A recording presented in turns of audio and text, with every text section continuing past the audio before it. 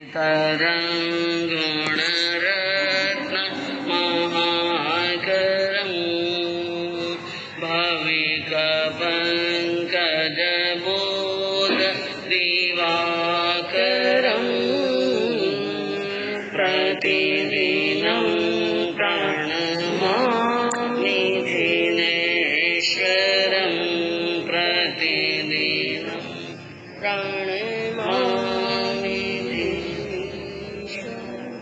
बहती ज्ञान रे गंगा में जोलो खावे क्यों नीरे, बहती ज्ञान रे गंगा में जोलो खावे क्यों नीरे, धारी आत्मा ने उजड़ी बनावे क्यों नीरे, धारी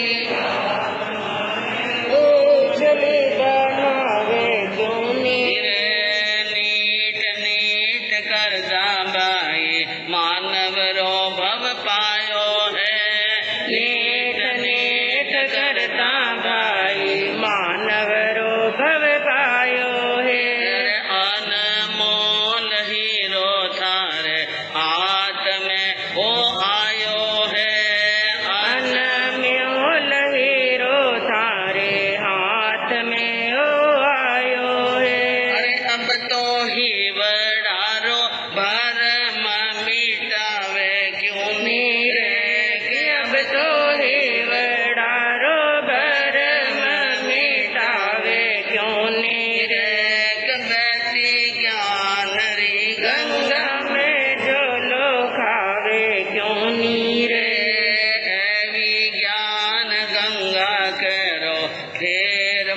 को दोरो है, ऐसी ज्ञान गंगा के रो फेर मोको दोरो है। अरे वीर री वाणी रो भाया बहरयो धोरो है, वीर री वाणी रो भाया बहरयो धोरो है।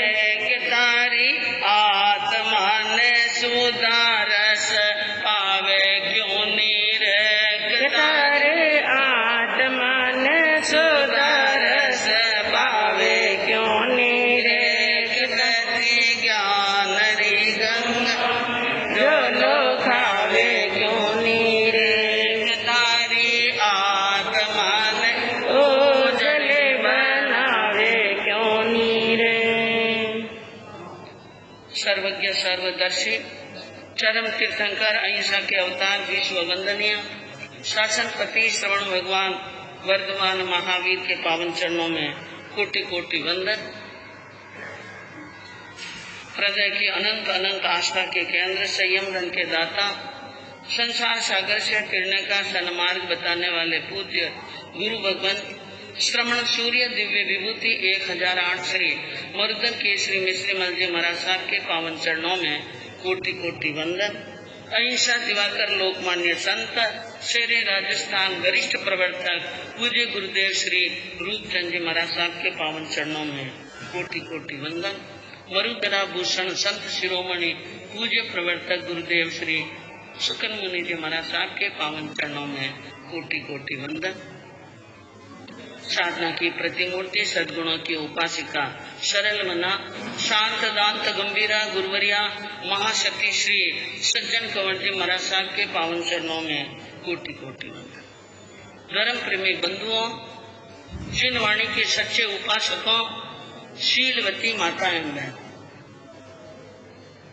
संसार की भव्य आत्माओं को कल्याण का सन्मार्ग प्रशस्त करते हुए विशिष्ट ज्ञानियों ने, सर्वज्ञ भगवान ने जो उपदेश दिया कि हमारी आत्मा का कल्याण कैसे हो, उमा स्वाति ने तत्वार्थ सूत्र के पहले अध्ययन की पहली गाथा में बताया। सम्यक दर्शन ज्ञान चारित्राणी मोक्ष मार्ग। मोक्ष मार्ग किससे, मोक्ष का मार्ग कौन सा है कि जिस मार्ग से हम मोक्ष में जा सकते हैं, उनको एक सूत्र में गूंथ कर बताया कि सम्यक दर्शन ज्ञान चारित्राणी मोक्ष। सम्यक दर्शन, सम्यक ज्ञान, सम्यक चारित्र हो तो मोक्ष का मार्ग मिल जाता है। यह बात कितनी बार सुन ली, कितनी बार सुन ली। किसी को भी पूछ ले कि भगवान ने मुक्ति का मार्ग कौन सा बताया, तो आप आराम से कह सकते हैं ज्ञान दर्शन चारित्र तप, ज्ञान दर्शन चारित्र और तप, और दान शील तप और भावना, ये मार्ग है। लेकिन आज कुछ और समझने का प्रयास करेंगे। उपाध्याय मेघ विजय जी महाराज साहब ने बहुत महत्वपूर्ण बात बताई। क्या बताया कि ज्ञान के द्वारा वायु पर, दर्शन के द्वारा पित्त पर और चारित्र के द्वारा कफ पर विजय प्राप्त कर सकते हैं। हमारे शरीर के अंदर क्या है? वात, पित्त और कफ है ना। मानते हैं, भगवान ने भी कहा है कि हमारे शरीर अंदर है और इनका होना जरूरी है। इनका होना भी क्या है? जरूरी है। लेकिन ये जब कभी संतुलन को बिगाड़ देते हैं तो हमारे शरीर में क्या होते हैं? रोग। शरीर में रोग तब होते हैं कि वात, पित्त और कफ सम हो तो रोग नहीं होते, और ये विषम हो जाए, ज्यादा कम हो जाए तो शरीर में क्या हो जाते हैं? रोग। तो बताया कि वायु पर ज्ञान के द्वारा वायु पर विजय प्राप्त की जाती है, दर्शन के द्वारा पित्त पर विजय प्राप्त की जाती है और चारित्र के द्वारा कफ पर विजय प्राप्त की जाती है। इस प्रकार हम यूं कह सकते हैं कि ज्ञान दर्शन चारित्र ये शरीर के दोषों को भी दूर करते हैं और आत्मा पर लगे हुए कर्मों के दोषों को भी क्या करते हैं? दूर करते हैं। दो काम करते हैं यह। और आयुर्वेदिक दृष्टि के अंदर बताया गया है कि वायु चिंता को उत्पन्न करती है। वायु क्या करती है? चिंता। और पित्त चंचलता को उत्पन्न करता है और क्रोध, कफ और शोक उत्पन्न करता है। यह विकृतियां बताई। शेष यह तीनों दोष बताए कि वायु से काम, कफ से और इनसे ऐसी मनोवृत्तियां पैदा होती हैं, वात, पित्त और कफ से। कैसी मनोवृत्ति?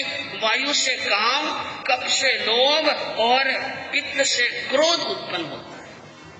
जैसी जिनकी जो प्रकृति, कईयों की पित्त प्रकृति होती है, कईयों की कफ प्रकृति होती है और किन्हीं की वात प्रकृति। शरीर की प्रकृति भी क्या होती है? अलग अलग। इसलिए आयुर्वेदिक जो होते हैं, वैद्य होते हैं, वे सबसे पहले हमारी शरीर की प्रकृति को जानते हैं कि इनकी प्रकृति कैसे है। उनके अनुसार हमें यानी क्या देते हैं? दवा देते हैं। तो ये बताया। और ज्ञानियों ने कहा हमारे जीवन का उद्देश्य अगर कोई पूछे कि उद्देश्य क्या?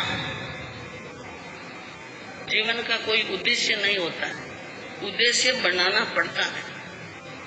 जीवन का उद्देश्य नहीं होता है, उद्देश्य बनाया जाता है।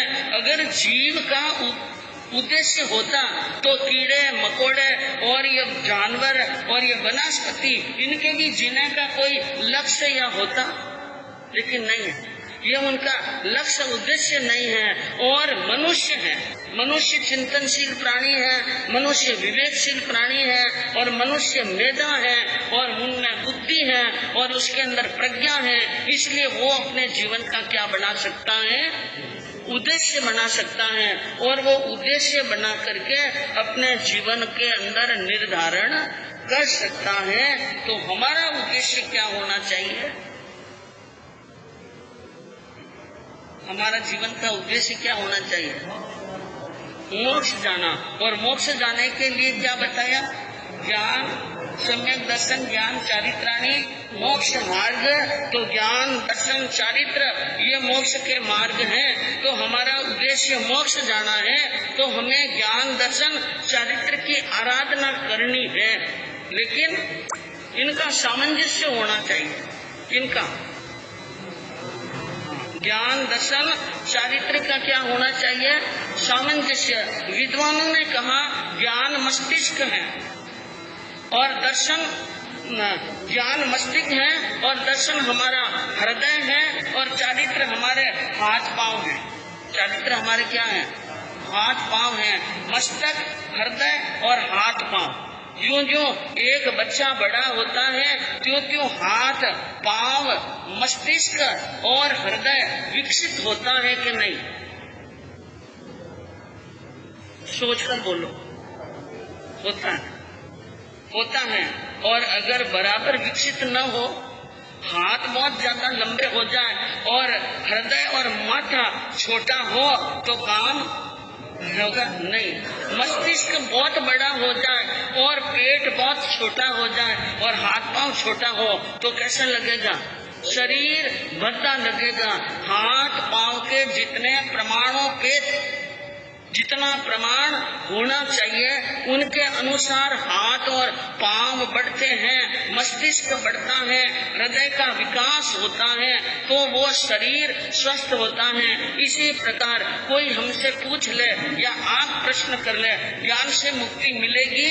कहा नहीं। तो दर्शन से मुक्ति मिलेगी कि नहीं? तो चारित्र से मुक्ति मिलेगी कि नहीं? ज्ञान दर्शन चारित्र से मुक्ति नहीं तो मुक्ति कैसे? मुक्ति किससे मिलेगी? कि ज्ञान दर्शन चारित्र के बराबर समान रूप में विकसित होने पर। ज्ञान दर्शन अकेले ज्ञान से, अकेले दर्शन से, अकेले चारित्र से मुक्ति नहीं है। इन तीनों का सामंजस्य, इन तीनों का क्या होना चाहिए? सामंजस्य होना चाहिए। इन तीनों का सामंजस्य होगा, ये तीनों ही समान रूप में विकसित होंगे तो ही हमारा विसंगतियां और विरोधाभास खत्म होगा। नहीं तो विरोधाभास खत्म होने वाला। एक ने ज्ञान तो बहुत सीख लिया लेकिन उनका दर्शन बराबर नहीं है, एक का दर्शन बराबर है लेकिन ज्ञान बराबर नहीं है, एक का ज्ञान दर्शन बराबर है लेकिन आचरण बराबर नहीं है। तो बिना इन तीनों के, इन तीनों का विकास हुए बिना मुक्ति मिलने वाली नहीं है। इनका सामंजस्य होना बहुत अति आवश्यक है और ये सामंजस्य नहीं होता है ना तो कभी कभी व्यक्ति ज्ञानवान होकर के भी मूढ़ हो सकता है। क्या हो सकता है? मूढ़ हो सकता है। और कहते हैं कि मूढ़ और मूर्ख बराबर नहीं है, बहुत अंतर है। मूढ़ और मूर्ख में क्या है? अंतर है। मूर्खों का तो इलाज है विद्यालय में भेज करके और गुरु से अक्षर ज्ञान सीखकर मूर्ख तो विद्वान बन सकता है, लेकिन मूढ़ को आप विद्यालय में कॉलेज में भर्ती कर लो तो वहाँ इनका कोई इलाज होने वाला नहीं है। उनकी मूढ़ता को दूर करने के लिए, उनकी मूर्छा को दूर करने के लिए, उनके प्रमाणुओं को हटाने के लिए और समरसता के, समता के, परमाणुओं की सघनता के लिए आध्यात्म का सहारा लेना अत्यंत आवश्यक है।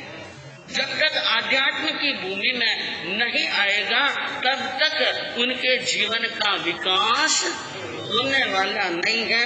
तो बंधुओं, आज हमारे यहाँ पर एक बहुत बड़ी महत्वपूर्ण एक विषय पर लेकर के स्वाध्याय संघ के सम्मान समारोह का कार्यक्रम यहाँ, जिसके अंदर आपने सुना कि अंजना सती अपने पीहर के अंदर गई हुई है और वहाँ पर उनके पिता ने, उनकी माता ने, उनके भाई ने, इनकी भौजाई ने, किसी ने मान और सम्मान नहीं, आदर नहीं दिया, सत्कार नहीं दिया। उनको यहाँ तक कि रोने के बाद में भी पानी तक नहीं पिलाया। पिता ने पानी नहीं पिलाया, माता ने नहीं पिलाया, 100 भाइयों ने और भाभी ने भी पानी नहीं पिलाया। और पिता ने तो यहाँ तक कर दिया, कह दिया कि नगरी के अंदर मेरी, जहाँ तक नगरी के अंदर आड़ चलती है, कोई अंजना को पानी नहीं पिलाएगा। क्या नहीं पिलाएगा? हाँ,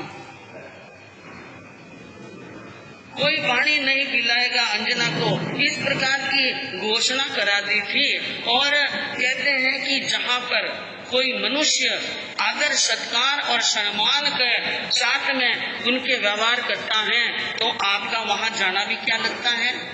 अच्छा लगता है। और अंजना पीहर में गई। अंजना कहाँ गई?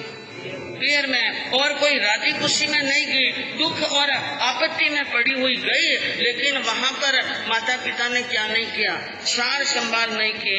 और वो आखिर यानी चलती हुई माणक चौक में आई और नगर के लोगों को कह दिया था पानी नहीं पिलाना।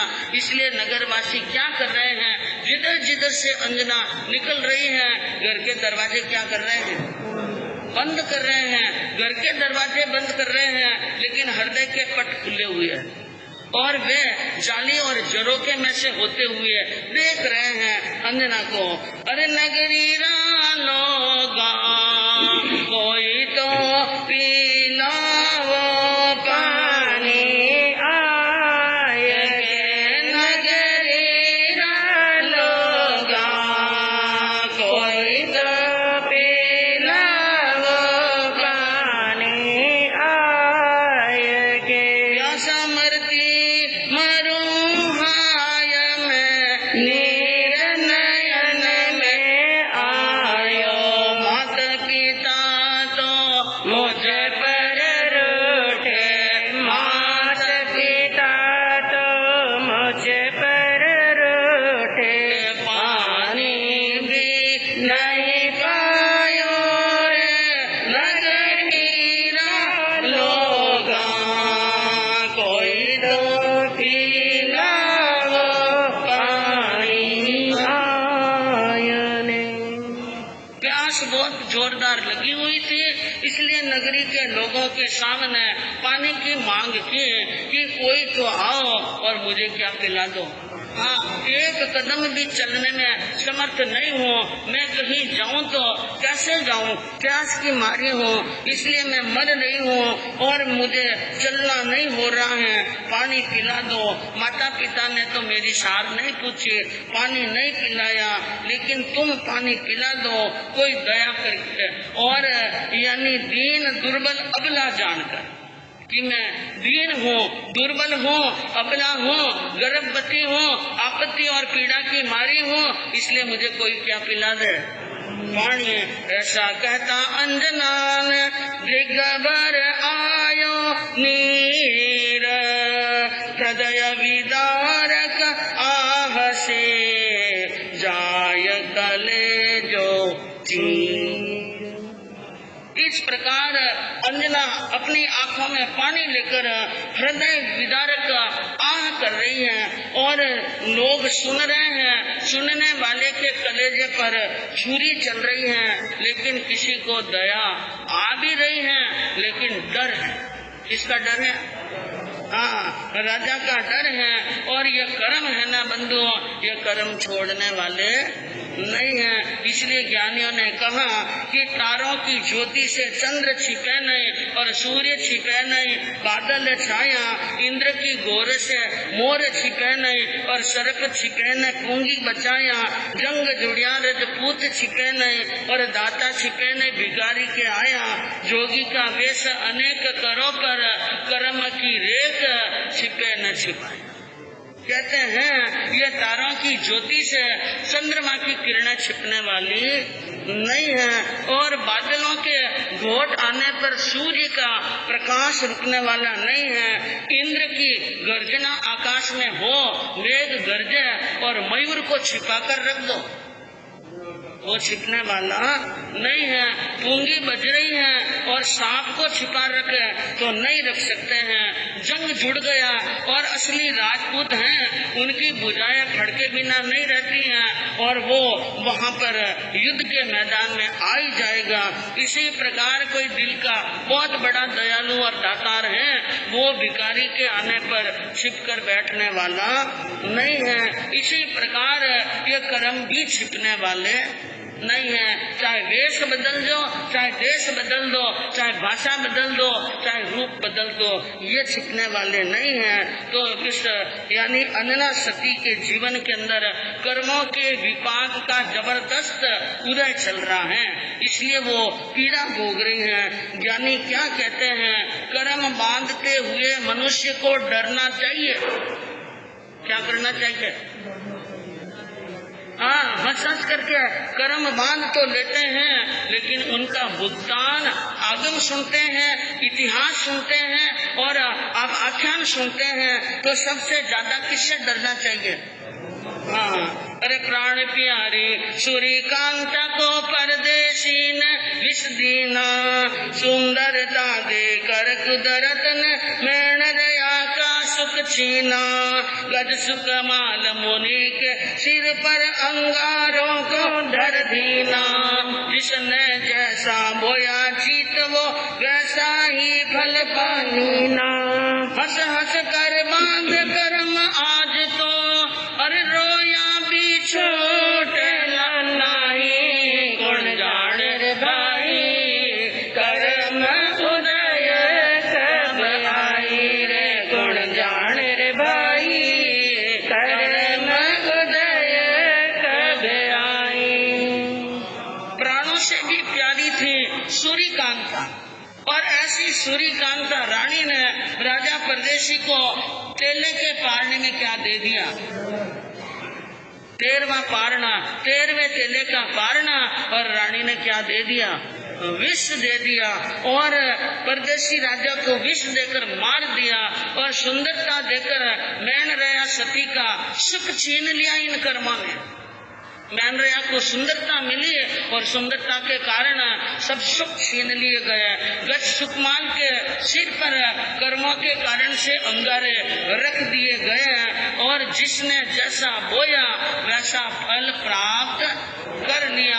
आज कोई व्यक्ति हंस हंस करके कर्म बांध लेता है, भुगतान कराता है, सताता है, संताप देता है, किसी को दुखी करता है और किसी के साथ में बेईमानी करता है।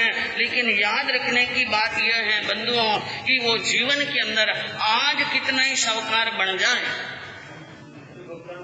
लेकिन वहाँ पर उनकी कार्रवाई क्या होती है? बराबर होती हैं। तो अब देखिए अन्ना उन नगर के अंदर घूम रही है, फिर रही है, और पानी कोई पिलाने के लिए तैयार नहीं, क्योंकि बंधुओं जहाँ पर अपनत्व ही नहीं हो वहाँ पर हम कोई याचना करें या किसी चीज की चाह करें वो पूरी होने वाली नहीं है। मनुष्य को यूँ कहते हैं दुनिया में कई तरह के क्या होते हैं? मनुष्य होते हैं, कई बड़े इंसानियत वाले होते हैं, कई बड़े ईमानदार होते हैं, कई सज्जन लोग होते हैं, तरह तरह के मनुष्य हैं। हम आप और हम यूं जाने कि हम 100 जने के दिल को जीत ही लेंगे, कोई जरूरी नहीं है। सबके दिल को हम नहीं जीत सकते हैं, तरह तरह के मनुष्यों को हम जीत नहीं सकते हैं। इसलिए कहते हैं कि कोई बात नहीं, व्यवहार क्या कहता है, व्यवहार क्या कहता है, नीति क्या कहती है, आपके साथ में कौन कैसा व्यवहार कर रहा है। एक कवि ने कहा, अरे प्यार करी बोले तासे बोलिए 1000 बार, ताकि सुबह संगति से प्रेम रस कीजिए। अरे ठडो हो ये चाले जासो चौगुणी सी टडी गति, वहाँ को कभी भूल भोर नाम हो न लीजिए। मित्र वही जानिए जो काम पड़िया काम देत, ए बदार आदमी को भरोसा न कीजिए। नर कहाँ नारी कहाँ, छोटा अरु बड़ा कहाँ, आपको न चाहे जा रे ढूंढ ला रे दीजिए। क्या कहा है? नीति कारण है, प्यार करी बोले तासे बोलिए 1000 बार। जो आपसे इज्जत से बात करते हैं, प्यार से बात करते हैं, अपनत्व से बात कर रहे हैं और आपको यानी सम्मान दे रहे हैं, वो एक बार बोले आपका कर्तव्य बनता है आप कितनी बार बोले? 1000 बार फिर फिर कर उनके साथ में बात करें, उनके पास में रहें, उनकी संगति में रह करके प्रेम का रस प्राप्त करें। और टेढ़ो होए चाले जिनसों चौगुनी सी टेढ़ी गति। और कोई आपसे टेढ़ा होकर के चाले तो 4 गुणी क्या रखनी है? टेढ़ी गति है कि तू चाले 3 ताल तो मैं चलूं 30 ताल, हाँ तू चाले डाल डाल तो मैं चलूं पत्ता पत्ता, और तू चाले पत्ता पत्ता तो मैं चलूं कोशिका के अंदर। ध्यान रखना, वहाँ को कभी भूल भोर नाम वो न लीजिए। सुबह उठकर परमात्मा का नाम लेना, लेकिन सुबह सुबह उनका नाम ले लिया ना तो पूरा दिन क्या निकलता है। और मित्र कौन है, हमारा सगा कौन है, हमारा स्नेही कौन है। क्यों कहते हैं कि हजारों के अंदर एक सज्जन मिलता है, हजारों में एक सज्जन मिलता है, और हजारों सज्जनों में एक स्वजन मिलता है। क्या मिलता है? एक स्वजन मिलता है। यानी हर जगह आप सज्जन ढूंढना चाहो, हर जगह अपना ढूंढना चाहो, कभी भूलने न, गलती मत करना। आज की दुनिया में कोई अपना होने वाला, सब सपने हैं और दुनिया बहुत बड़ी स्वार्थ की है। इसलिए एक परिभाषा दी है, मित्र कौन? जो काम पड़िया काम है, काम पड़े उस समय आपके काम आ जाए, भले 12 महीना 5 साल भी आपसे बात नहीं करे, फोन नहीं करे, और राजी खुशी के दिवाली होली भी जुहार नहीं करे, कोई बात नहीं, आपके काम पड़ा और आपने उसको कहा और वो कहा मैं आधी रात नहीं हाजिर हूँ साहब, तो उनसे बढ़कर कोई मित्र है? और 100 बार मिलने वाले, 100 बार साता पूछने वाले, काम पड़े अब आज तो मार्कन टैन को निशा, अब आप मार्कन तंगई है सा, और अब मैं खुद फंसियोड़ो हूँ सा, मैं तो खुद ही बहुत बुरी तरह फंसियोड़ो हूँ, मैं आपके काम नहीं आ सकूं। वो मित्र नहीं है। इसलिए क्या कहा, मित्र वही जानिए जो काम पड़िया काम देत, ऐबदार आदमी को भरोसा न कीजिए। जिस व्यक्ति में ऐब भरी पड़ी है, ऐसे ऐबदार व्यक्ति का कभी रात में या दिन में भरोसा ही मत करना कि ये मेरे क्या आएगा। और कर दिए तो बात बड़ी भूल में रह जाएंगे। भरोसा मत करो। नर कहाँ नारी कहाँ, छोटा और बड़ा कहाँ, चाहे वो नर हो चाहे नारी हो, चाहे वो बहुत छोटा व्यक्ति हो और चाहे वो बहुत बड़ा इंसान भी क्यों न हो, आपके न काम आवे जाके लारे ढूंढ दीजिए। आपके काम नहीं आवे उसके पीछे क्या दे दो, दोबा भर कर धूड़ दे दो, न कामरा न काजरा न डायमंड अनाजरा, कोई काम के नहीं। मिट्टी मिलेगा नहीं, धूड़ भी महंगी। तो कहने का मतलब यह है बंधुओं कि जीवन के अंदर हमारी छोटी सी थोड़ी सी जिंदगी है, प्रेम से रहे, मान से रहे, सम्मान से रहे, एक दूसरे को इज्जत और सम्मान और प्यार का प्रसाद बांटते रहे। जीवन में हो सके तो बड़ा त्याग करे, जीवन में हो सके तो बड़ा वैराग्य करे। नहीं तो हम जिसके संपर्क में आ रहे हैं, जिसके संपर्क में रह रहे हैं, वो परिजन हो चाहे हमारे सज्जन हो चाहे संघ समाज के व्यक्ति हो, उनके साथ में पूर्ण प्रेम का क्या रखना चाहिए, व्यवहार रखना चाहिए और बना करके रखना चाहिए। क्योंकि कौन किस समय काम आता है, कौन किसके लिए क्या कर सकता है, ये हमें ये नहीं सोचना ये छोटा व्यक्ति है, ये मेरे क्या काम आएगा। कभी कभी छोटा व्यक्ति भी बहुत बड़ा क्या आ जाता है, काम आ जाता है। जिनको आप छोटा समझते हैं वहाँ पर बड़ा काम नहीं आता है, छोटा काम आ जाता है। जहाँ काम आवे सुई वहाँ क्या करे तलवार, तलवार का कोई मोल नहीं है। यानी जहाँ पर सुई से काम होता हो वहाँ तलवार लेने से कोई काम होने वाला नहीं है। इसलिए कहा ज्ञानियों ने कि इस जीवन के अंदर यानी हमें जीना है, जिंदगी के अंदर तो हमारी जिंदगी, हमारी नीति, हमारा व्यवहार और हमारी भाषा अच्छी होनी चाहिए, शुद्ध होनी चाहिए।